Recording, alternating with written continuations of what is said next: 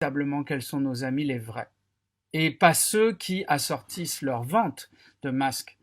Bonjour, mon nom est Stéphane Corcu, je suis tout simplement enseignant-chercheur spécialiste de la géopolitique du monde sinophone à l'Université de Lyon en France. Voilà, et je suis spécialiste notamment des questions de géopolitique dans le détroit de Taïwan.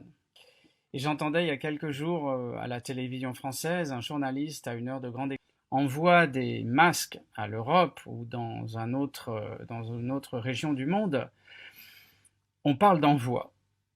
On ne parle pas de don. On n'emploie pas le mot parce qu'en fait ce sont des... oui, certes, sauf que Taïwan, comme nous, c'est une démocratie. Et si cette décision des pays européens ne bouge jamais, jamais pour aider Taïwan dans sa lutte contre l'exclusion diplomatique et internationale que la Chine lui impose en lui refusant l'accès à toutes les organisations internationales, et notamment, en ce moment crucial, l'Organisation mondiale de la santé. Même un statut d'observateur à l'Assemblée mondiale de la santé qui se tient annuellement, ça lui est refusé. Et tout ça à cause de la Chine et de ses prétentions irrédentistes sur Taïwan. Or, Taïwan, qu'on la reconnaisse comme telle ou pas, qu'on entretienne des relations diplomatiques ou pas avec elle, c'est une république démocratique et surtout un État souverain. Jusqu'à ce que chaque État du monde la déreconnaisse au profit de Pékin, nous reconnaissions Taïwan comme la République de Chine qui a été fondée à Nankin en 1912. Donc ça n'est pas la nature du régime qui a changé, c'est notre regard sur elle.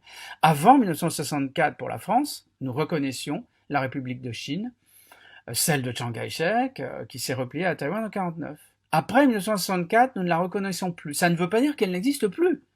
Donc Taïwan existe bel et bien comme République de Chine. Et en plus, c'est un régime démocratique. Et nous ne faisons rien pour l'aider face à la Chine. Elle est seule et face à son discours qui dit à tout le monde, et on le voit sur les réseaux sociaux, à quel point des gens sans aucune culture de la question peuvent dire « mais c'est normal, pourquoi Taïwan serait-elle à l'OMS puisqu'elle n'est pas un État souverain ?» Un, elle est un État souverain. Et deux, si nous avons la moindre, je ne parle même pas de valeur morale, mais la moindre intelligence des choses épidémiologiques, comment peut-on imaginer laisser un... Mais par contre, le reste de Brest pourra l'utiliser et séduire nos militaires et nos marins.